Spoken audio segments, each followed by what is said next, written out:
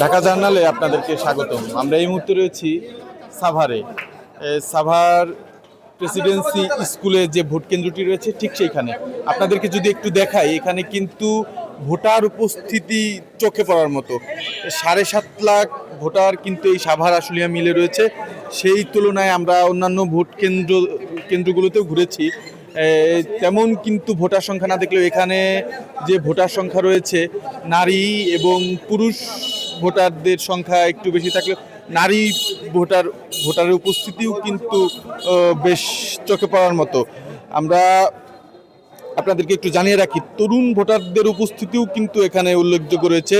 সকাল থেকে আমরা কিন্তু ভোট কেন্দ্রে রয়েছি, এখন পর্যন্ত আমরা কিন্তু কোনো ধরনের যে অপ্রীতিকর ঘটনা সেটি কিন্তু আমরা কোথাও দেখিনি।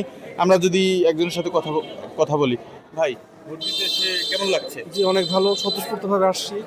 24-এর স্বাধীনতার পর আসলে আজকে প্রথম নির্ভয় ভোট দিতে আসছে। কোনো ভয়ভীতি নাই, কোনো জবরদস্তি নাই, যে যা ইচ্ছা মতো পছন্দের মার্কে ভোট দিতে পারতেছে সবাই।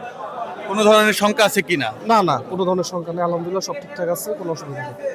আমরা যদি আরেকজনের সাথে একটু কথা বলি, ভাই ভোট দিতে এসে কেমন লাগছে? জি ভাই, অবশ্যই ভালো লাগছে অনেক।